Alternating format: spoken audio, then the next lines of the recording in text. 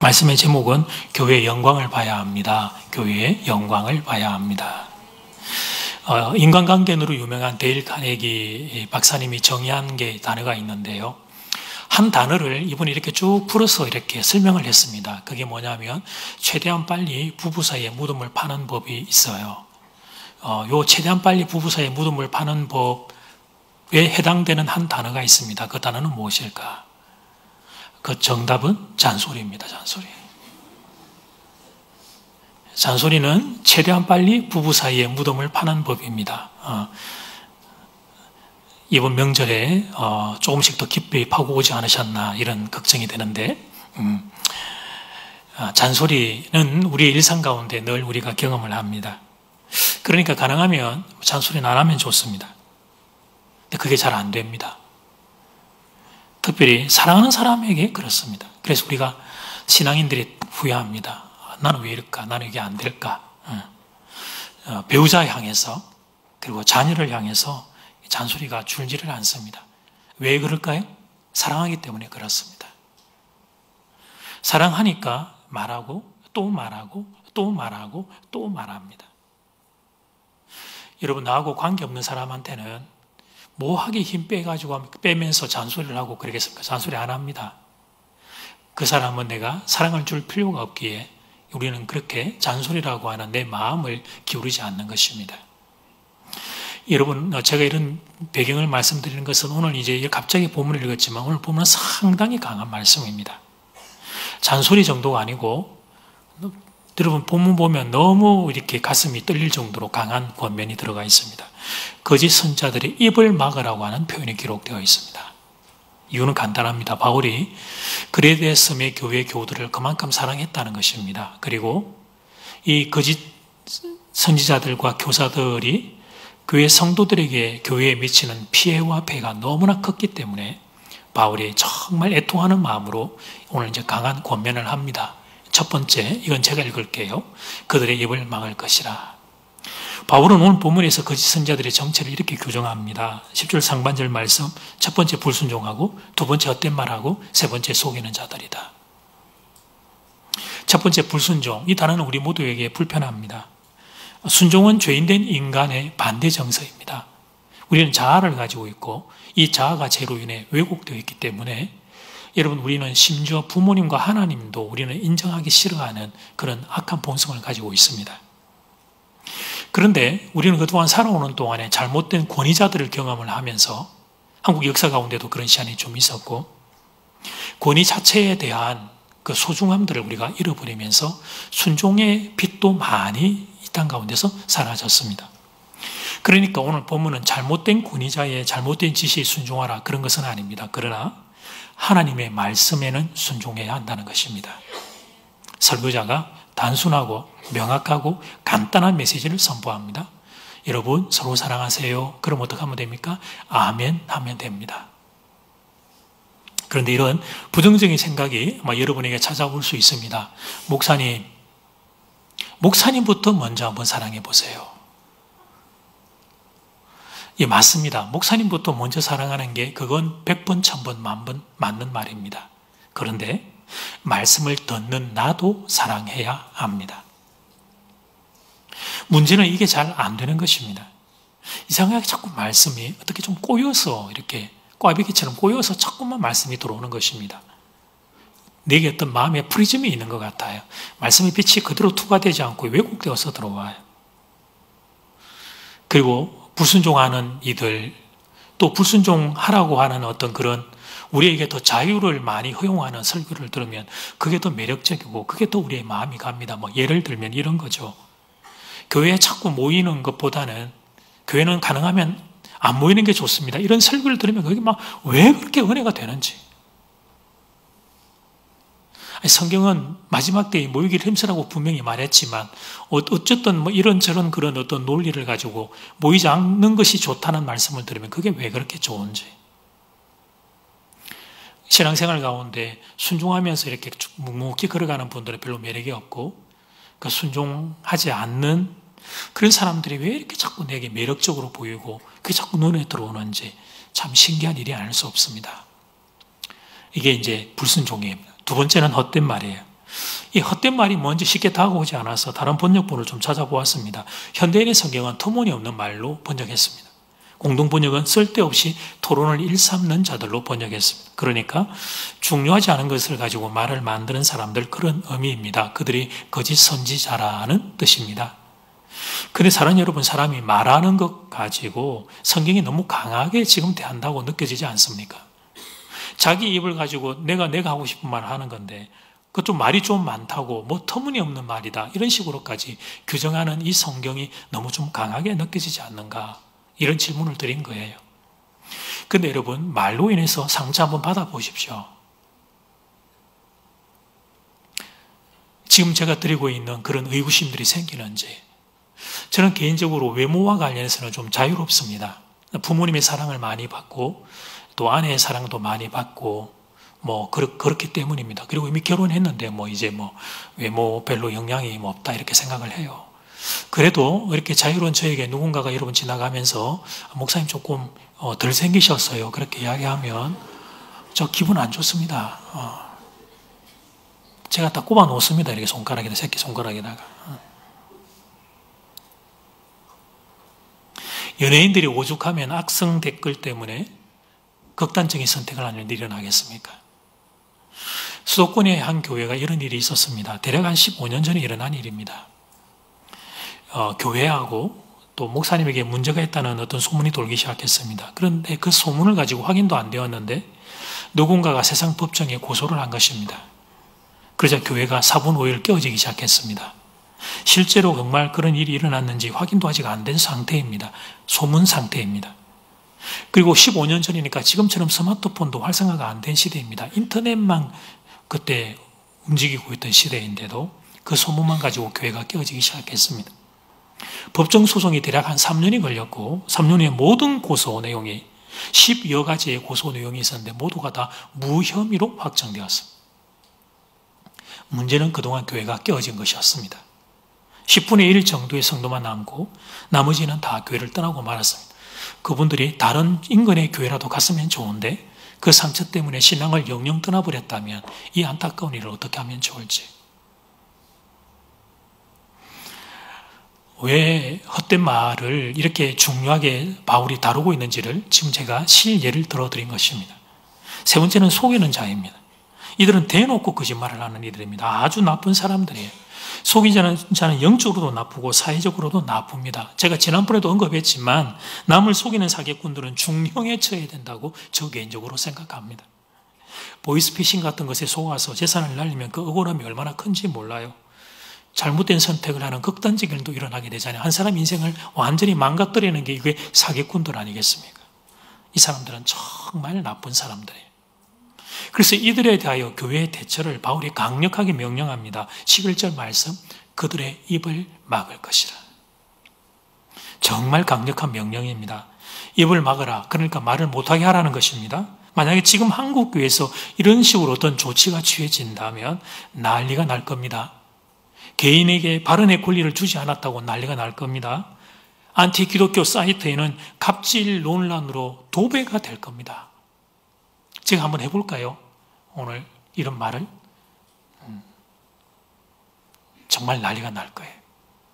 근데 사랑하는 여러분, 사도 바울의 명령입니다.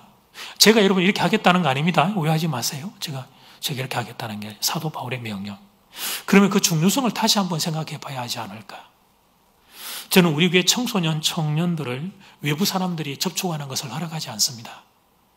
누군가는 이러는 저를 보고 속이 좁다고 하는데, 저는 저희 교회 청소년, 청년들과 관련된 문제에 저는 속이 좁습니다. 아니, 그 밑에 초등부, 유년부, 유치부도 마찬가지고.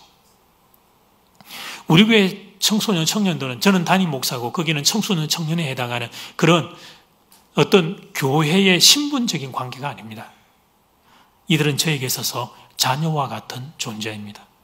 도대체 누가 내 아들, 내 딸에게 저의 허락도 없이 접촉한다는 말입니까? 도대체 누가 내 아들과 내 딸들의 인생과 그들의 영적인 영역을 간섭하겠다는 것입니다.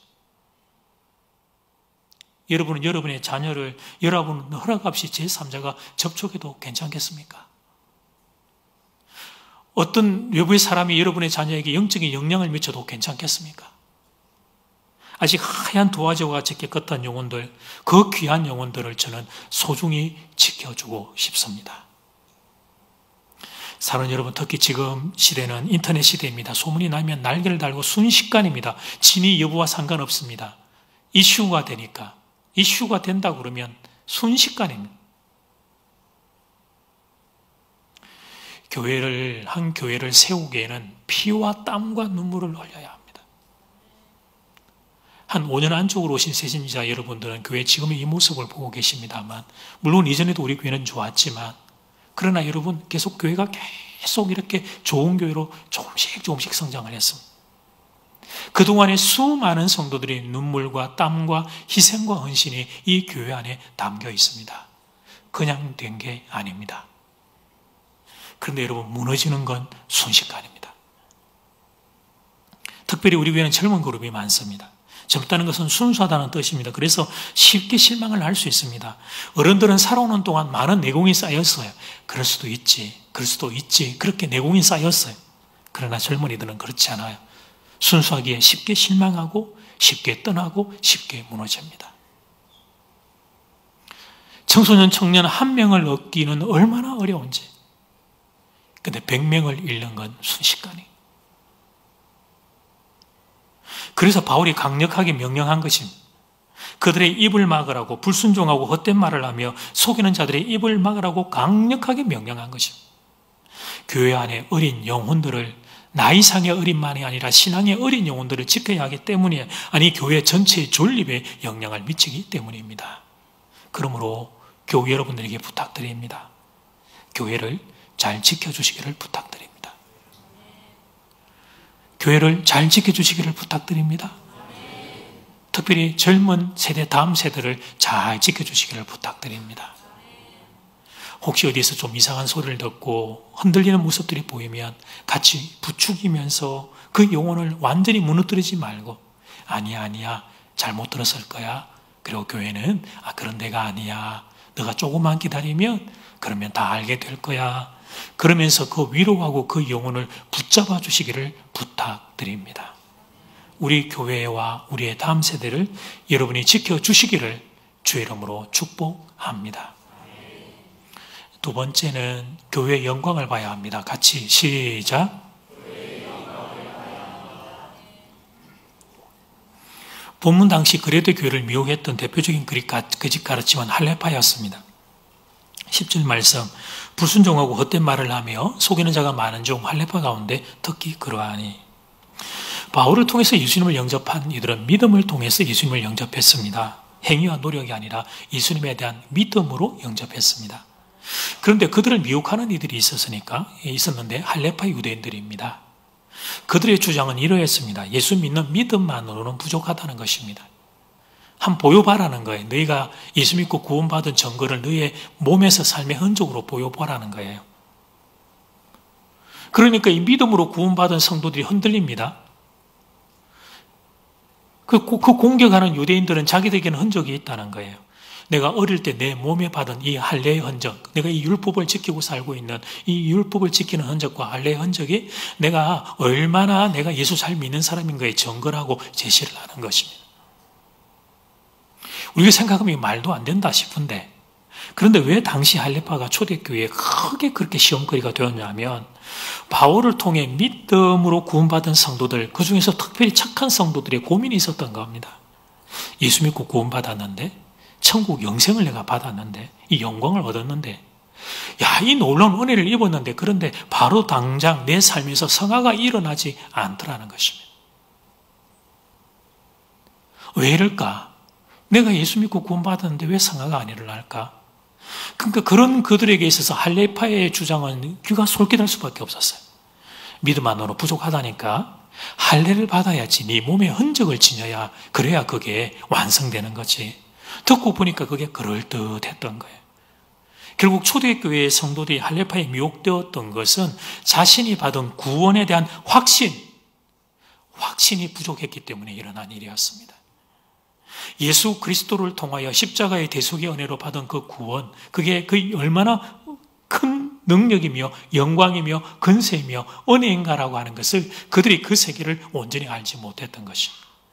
예수님을 통하여 내게 일어난 이 구원이, 내가 그 주님을 믿는 것을 통하여 얻은 구원이 얼마나 영광스러운 것에 대한 확신이 없다 보니까 인위적인 인간적인 걸 뭘 해야 된다는 것 앞에 흔들 수밖에 없었던 것입니다. 자, 이제 우리 자료를 건너와 봅시다. 우리는 지금 이 할례파의 공격이 우리에게 아무런 영향을 미치지 않습니다. 다른 시대 공간에 살고 있기 때문에 전개해 가면서 여러분들에게 먼저 한번 좀 점검을 해봅시다. 사랑하는 여러분, 여러분은 예수 그리스도로 말미암아 구원받은 것을 확신하십니까? 아멘. 두 번째 질문, 그 예수님이 피로 값주고 사신 교회가 얼마나 영광스러운가도 알고 계십니까? 예, 일부도 두 번째 질문은 약간 소리가 작았어요. 네. 구원받은 것에 대한 확신은 100이라면 교회 영광을 질문하니까 70 정도로 이렇게 톤이 다운돼요. 여러분, 저도 유튜브로 다른 목사님들의 설교를 듣습니다. 은혜를 받기 위함이요, 또 배우기 위함입니다. 저는 여러분하고는 잘 겹치지는 않을 거예요. 목회자들을 혼내는 설교를 저는 어려운 설교를 좀 많이 찾아서 듣는 편이니까. 그러나 어쨌든 이제 이렇게 쭉 유튜브로 설교를 많이 들으면 조회수가 높은 설교들이 같이 이렇게 딸려오거든요. 그러니까 이렇게 쭉 보면서 한 가지 경향성을 제가 개인적으로 조금 발견을 하게 되었어요. 교회의 어떤 문제에 대해서 반성을 하고 교회에 대해서 지적을 하고 하는 설교들은 조회수가 상당히 높습니다. 인기가 많다는 반증입니다. 그런데 교회의 영광에 대하여 설교하는 경우는 찾아보기가 너무 어려웠습니다. 저는 개인적으로 한국의 교회와 목회자들이 그러니까 남 같은데 목회자인 저 안종대 목사가 반성하고 회개할 영역이 많다고 생각합니다. 그래서 그런 설교, 교회가 반성하고 목회자가 반성하고 하나님의 영광을 가리는 것들을 우리가 회개해야 된다는 설교가 있어야 되고 더 많이 있어야 되고 꼭 필요하다고 생각합니다. 그래야 우리가 더 좋은 교회가 되어서 이 땅에 죽어가는 영혼을 한 명이라도 더 구원할 수 있을 테니까. 문제는 그런 설교들만 가득한 것에 대한 안타까움이 있습니다. 교회의 영광에 대해서는 어느 누구도 잘 설교를 하지는 않습니다. 그러다 보니까 한국 교회 성도들에게 일어난 아픔이 있습니다. 그것은 한국 교회에 대하여 성도들이 어떤 생각을 가지냐면 부끄러운 마음들을 많이 가지고 있습니다.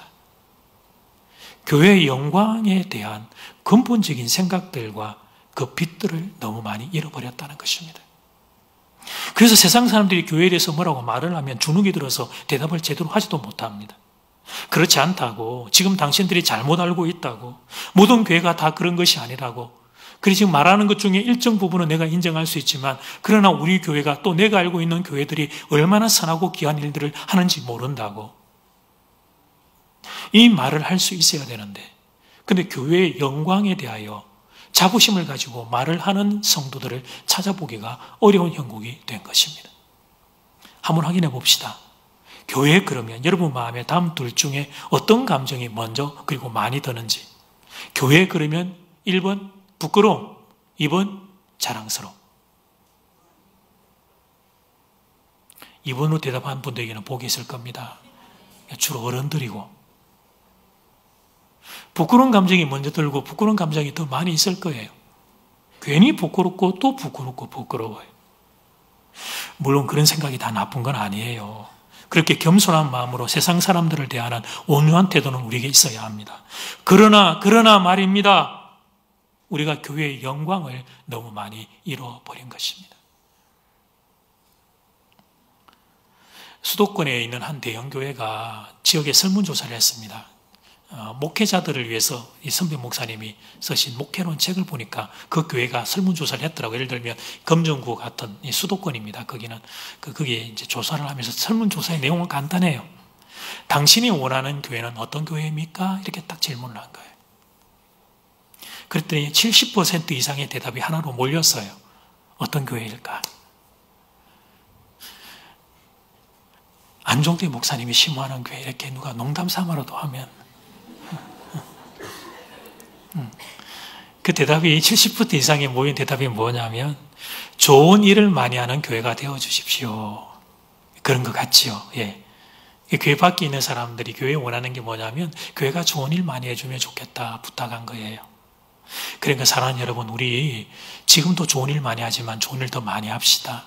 선교도, 구제도, 장학도, 지역에 어려운 분들 돕는 일들도, 사랑의 쌀, 또 우리가 사랑의 과일 바구니 추수감사절에, 그리고 여러분 부산대학교 지금 2학기 개강했으니까 또 사랑의 빵 들고 나가고 할 수 있는 대로 힘을 다해 이 지역에 그냥 있는 힘을 다해 사랑하고 섬기는 일들을 우리가 더 많이 해야 되겠습니다. 그러나 말입니다. 그러나 말이에요. 그런 일들을 얼마나 많이 하느냐 아니냐와 상관없이 교회는 영광스러운 곳입니다. 사도 바울은 교회를 이렇게 소개했습니다. 에베소서 1장 23절 말씀, 주간 묵상 말씀이에요. 한 번 더 같이 시작. 교회는 그의 예수님의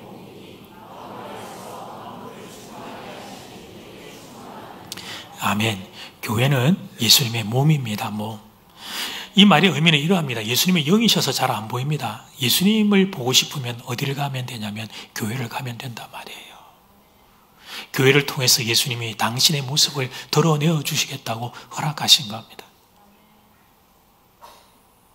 그리고 만물 안에서 만물을 충만하게 하신 이의 충만이 교회입니다. 그러니까 교회 안에 예수 그리스도의 충만이 임재하고 충만이 터져 나온다는 것입니다. 여러분 보세요. 교회를 통하여 영혼 구원이 일어나요. 한 인생이 죽으면서 생명으로 옮겨져요. 교회 예배를 드리는 중에 치유가 일어납니다. 회복이 일어납니다. 육체의 질병이 떠나가고 마음의 질병이 떠나갑니다. 우리의 자녀들이 꿈을 이뤘던 자녀들이 이 안에서 꿈을 꾸기 시작합니다. 관계가 깨어져 있던 부부가 예배를 드리면서 오랜 시간을 지나가면서 그들의 관계 안에 성령의 기름 부으심이 임하며 남편과 아내가 사랑으로 극복하는 일이 일어납니다. 여러분 개인과 교회 안에 있는 가정의 교회 안에 성도들만 그런 것이 아니라 이 교회가 가는 곳에, 교회가 세워지는 곳에 지역마다 신분제도가 철폐됩니다. 남녀 차별이 없어집니다. 어두운 땅에 빛이 들어갑니다. 그래서 여러분 교회가 세워지는 곳에서 꿈을 꾸기 시작하고 새로운 세상으로 변하는 일이 일어나게 되는 것입니다. 예수 그리스도의 충만이 교회를 통하여 임재하고 있고 교회를 통하여 나타나고 있고 교회를 통하여 역사하기 때문인 것입니다.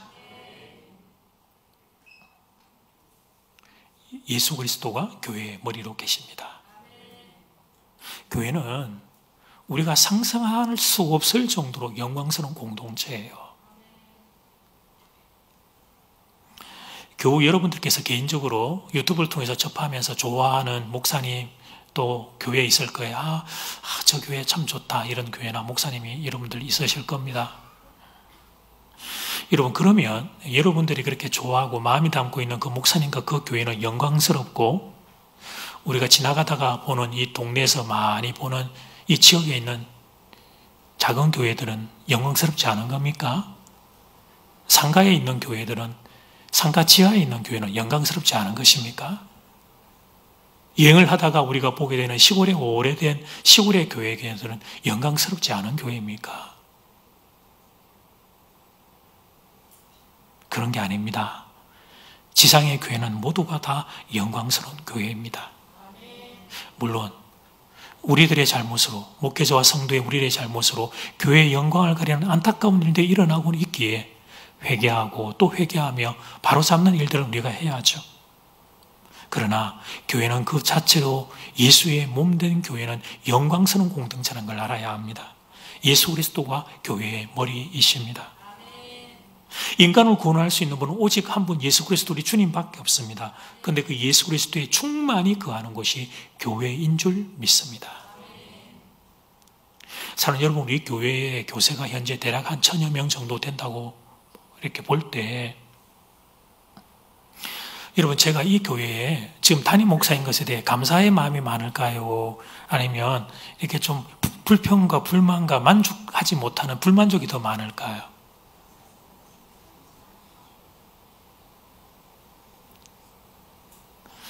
제가 감사하면 그럼 그릇이 이것밖에 안 됩니까? 그러니까 불만족하면 맨날 감사적으로 설교하면서 인간이 또 불만하냐? 최근에 노예 앞두고 시찰에 모이고 제가 시찰장으로 섬기기 때문에 후배 목사님 10여 명은 저한테 쫓아와서 목사님 너무 부럽다고, 너무 좋은 교회, 너무 좋은 성도하고 같이 신앙생활 목회하셔서 목사님 너무 행복하시겠다고.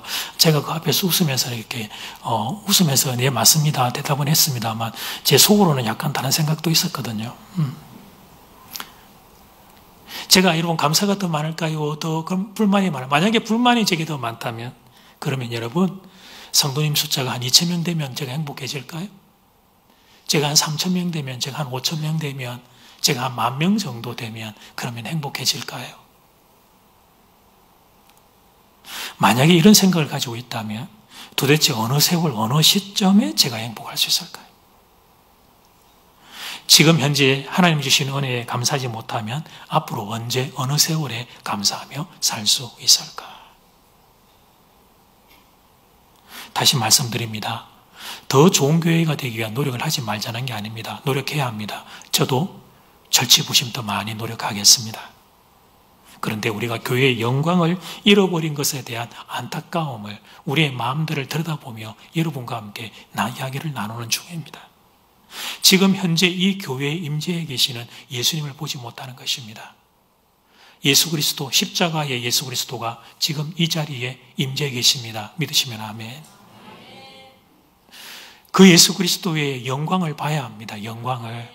예수 그리스도의 교회 가운데 계시는 예수 그리스도의 영광을 봐야 합니다. 영광에 사로잡힐 때 성경을 보면 일어나는 많은 일들이 있습니다. 구원이 일어납니다. 치유가 일어납니다. 회복이 일어납니다. 죄가 떠나갑니다. 기적이 일어납니다.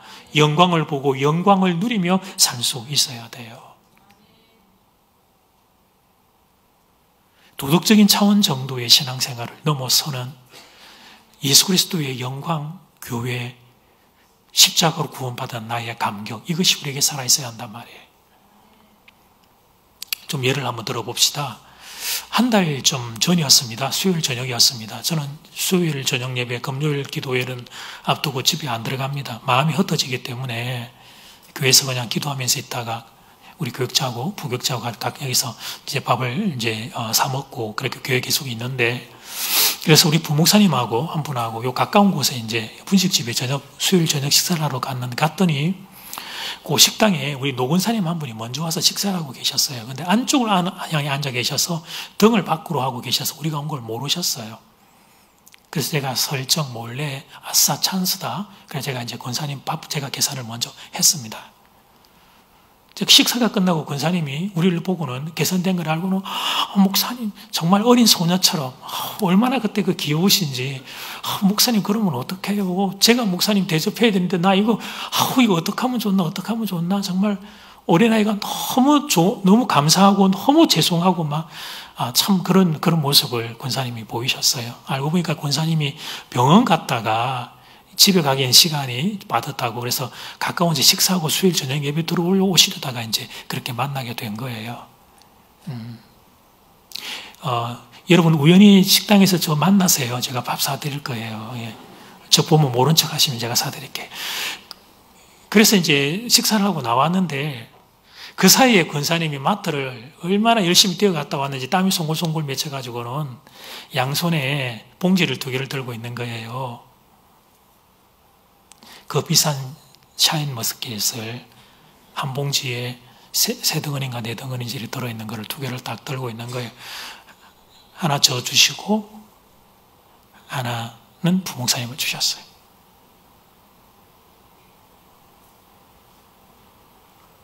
제가 그 설문을 바라면서 울컥했습니다. 그리고 제가 회개했습니다. 차라리 권사님 밥 사시게 놔둘 걸. 그게 돈이 더 적게 들어설 텐데.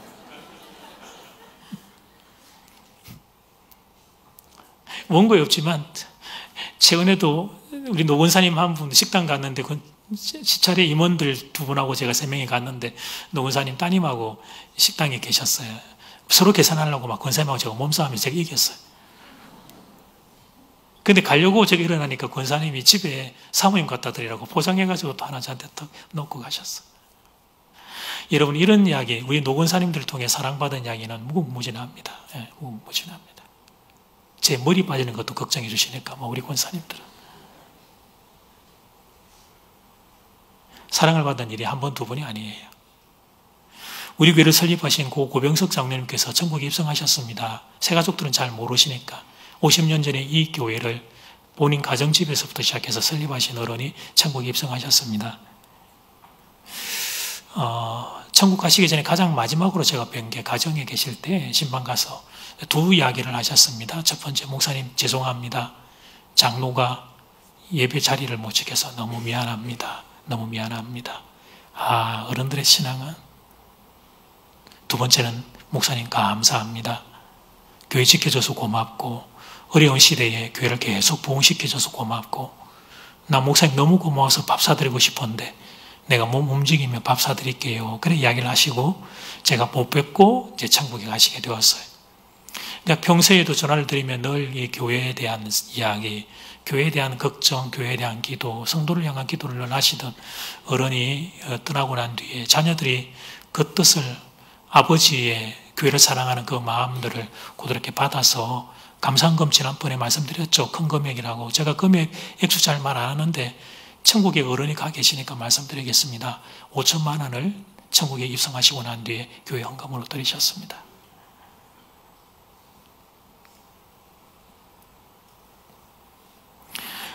그리고 우리 교회는 청년들이 커플이 많잖아요. 여기서 만나서 커플을 이루고 타 지역에 이제 직장 때문에 떠나가서 가 있어 몇 년이 지났는데 연락이 왔어요. 휴가 왔는데 목사님 잠깐 좀 뵙고 싶다고. 잠깐 보자. 잠깐 보자. 어느새 이제 애가 걸어다니는 애를 데리고 이렇게 이 부부가 제가 있을 때는 정말 청년들 애들인데 애들이 애를 낳아가지고 데리고 와서 이제 근데 만났는데 봉투를 하나를 툭 내미는 거예요. 저한테. 야, 이게 뭐냐? 봉투 이게 뭐냐? 이래. 자기들이 청년 때 교회에서 받은 사랑을 잊을 수가 없어서 이제 조금이라도 갚고 싶다고. 지금 이거밖에 못 갚지만 목사님 저희가 앞으로 더 많이 갚겠습니다. 후배들의 장학금을 위해 드리고 싶다고 그렇게 내어놓습니다. 이런 이야기를 하라고 하면 무궁무진합니다. 제가 가려놓고 이야기하지 않는 이유는 그분들이 하나님께 직접 축복받으라고 제가 가려놓습니다만 여러분 저는 이렇게 착한 교우들을 보면서 하나님이 살아계시구나 하는 걸 깨닫습니다. 저는 착한 여러분을 보면서 하나님이 분명히 살아계신다는 걸 압니다. 하나님이 살아계시지 않으면 일어날 수 없는 일이 우리 교회에서 수시로 일어나기 때문에 그렇습니다. 사랑하는 교우 여러분, 교회는 영광스러운 곳입니다. 비록 부족한 담임 목사인 제가 여기를 섬기고 또 흠과 결이 있는 여러분 우리 모두가 교회의 일원이 되어서 교회에 우물도 묻어있고 부족한 부분이 없는 것은 아니지만 그래도 교회는 영광스러운 곳인 것을 알기를 바랍니다. 예수 그리스도가 피로 값주고 사신 존귀한 교회가 주의 몸된 교회인 줄 믿습니다. 결론입니다. 이 시대를 표현하는 묘사하는 단어 중에 하나가 이런 자막을 보시면 탈기독교적인 시대입니다. 유럽 문화에서부터 기독교가 중심이 되어서 기독교의 교훈과 윤리와 도덕을 사회의 근간으로 삼고 그렇게 따라오던 시대가 있었습니다. 그런데 그런 사회를 뒤엎어 가려고 그러고 계속 그럽니다. 왜냐하면 자기 마음대로 살고 싶은데 기독교의 도덕이 그렇게 자기들 마음대로 살지 못하도록 딱 막는 거예요.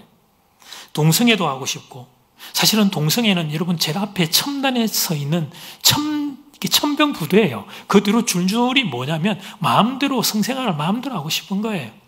가정을 넘어서서 결혼을 한 남자가 아내를 넘어서서 결혼한 여자가 자유롭게 죄책감을 느끼지 않고 많은 사람 모두와 마음껏 성생활을 하면서 그 중에서 뭐 여자도 만나지만 여자가 여자도 만나고 남자가 남자도 만나고 나이 차이도 그냥 불문해서 그냥 소아성애 같은 경우도 마음대로 저지르고 싶은 그걸 이제 터뜨리기 위해서 동성애를 제일 앞에 두고 있는데 그거를 못하게 뭐가 막고 있냐면 앞에 방파제가 딱 있는 거예요. 기독교 윤리가 딱 그 앞을 딱 가로막는 거예요.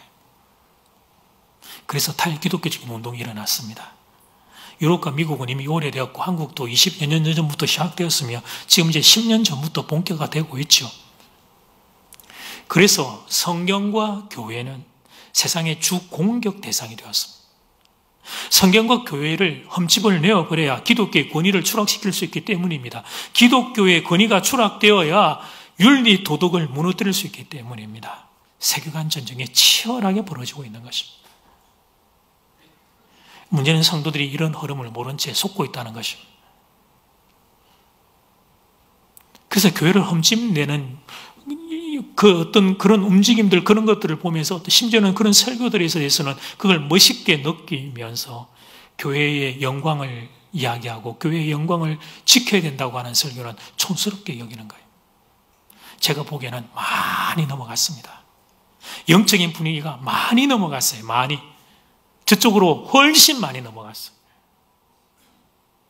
그러나 장전제일교회 교우들은 눈이 열려 있기를 바랍니다. 더 좋은 교회가 되기 위한 노력 당연히 해야죠. 근데 그 노력과 함께 지금 이 순간 교회의 영광을 볼 수 있기를 소원합니다. 내가 받은 구원이 얼마나 귀한지, 내게 임한 십자가의 은혜가 얼마나 귀한지, 그리고 우리에게 허락하신 이 교회가 얼마나 영광스러운지를 볼 수 있기를 소원합니다. 우리의 눈을 가린 시대의 먹구름은 예수의 이름으로 선포할 때에 이 시간 다 거쳐지기를 선포합니다. 대신 하나님의 교회의 영광을 여러분에게 보여주시면 얼마나 좋을지, 이 시간 우리의 눈이 열려 예배 가운데, 교회 가운데 임재해 계시는 십자가의 예수 그리스도의 영광을 우리가 볼 수 있다면 얼마나 좋을지, 그 십자가의 영광, 예수 그리스도의 존귀한 영광으로부터 치유와 회복과 생명과 구원과 은혜와 능력을 공급받는 장전제일교우 모두가 되기를 주의 이름으로 축복합니다.